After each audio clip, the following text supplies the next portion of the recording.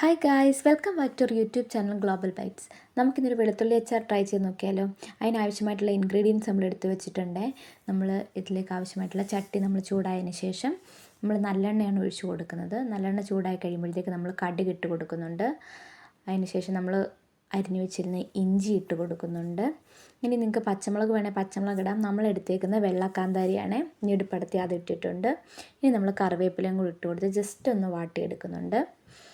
Just ഒരുപാട് വഴങ്ങി പോകണ്ട, ജസ്റ്റ് ഒന്ന് വാട്ടിയെടുത്തതിന് ശേഷം നമ്മൾ എടുത്ത് വെച്ചിരുന്ന വെളുത്തുള്ളി, ഒരു 1/4 കിലോ വെളുത്തുള്ളി ഉണ്ട്, നന്നാക്കി നമ്മൾ വെയിലത്തൊക്കെ വെച്ച് വെള്ളമൊക്കെ തോർത്തിയെടുത്തതാണ്.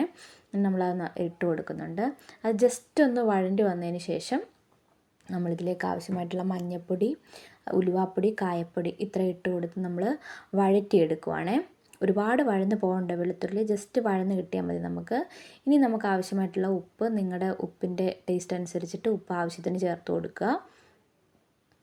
എന്നിട്ട് നമ്മൾ ഒന്ന് വഴന്നതിന് ശേഷം മുളക് പൊടി, ഇത് കാശ്മീരി മുളക് പൊടിയുണ്ട്, നല്ല മുളക് പൊടിയുണ്ട്, രണ്ടിനും മിക്സ് ചെയ്ത് നമ്മൾ ഇട്ട് കൊടുക്കുന്നുണ്ട്.